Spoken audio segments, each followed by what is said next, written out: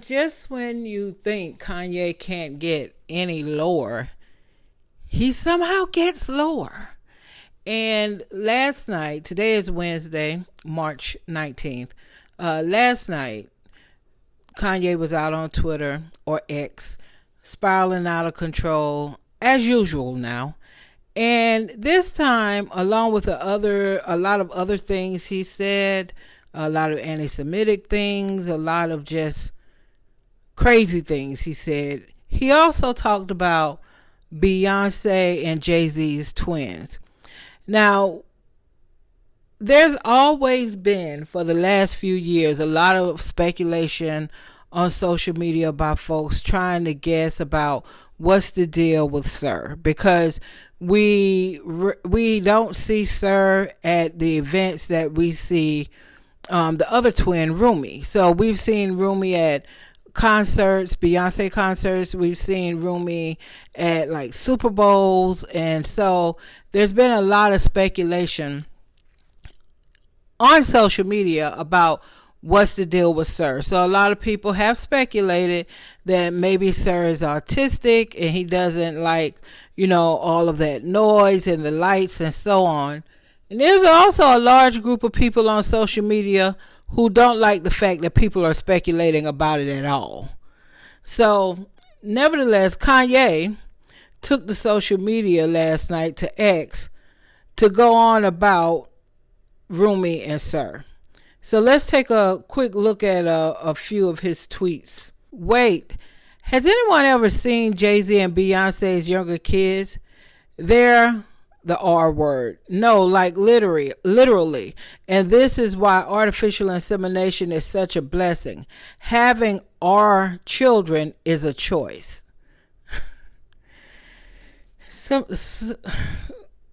Yeah, that's just, out of all the unforgivable things that Kanye has said, add this to the list, because this is just absolutely it should be unforgivable, but I don't know. I feel like people keep shooting Kanye a lot of bail no matter what he says. Another tweet here. He says, "You hear my question on Jay-Z kids?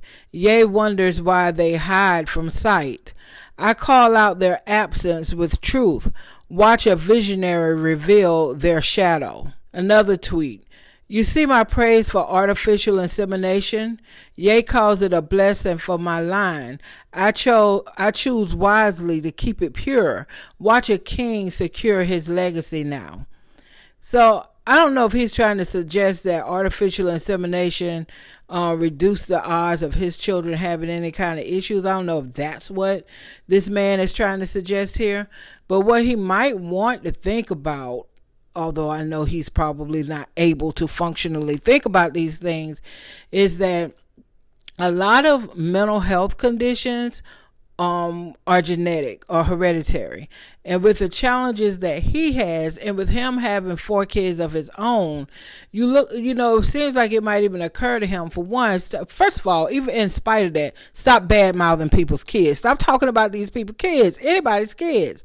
But the fact that you are dealing with mental health issues, and that a lot of that is or can be hereditary, it almost as if you stop, because the karma you get back sometimes doesn't always come back on you, and you should just stop. You should just stop trying to suggest that if somebody went about having their babies another way, their line might have been more pure. This, like I said, this is a new low even for Kanye. So in the next tweet, he said, "I need everyone to know that I took the post about Jay-Z and Beyonce's family down and Jerry Lorenzo's family down because there was a possibility of my Twitter being canceled, not because I'm a good person. I took it down like Down syndrome. Get it? Am I right? Am I right?" This is horrible. This is absolutely horrible. This is a new low for Kanye. But based on what we've seen happen to Kanye in response to other lows, I don't think anything is going to come of this. That is something that Kanye literally has in common, if you ask me, with Donald Trump.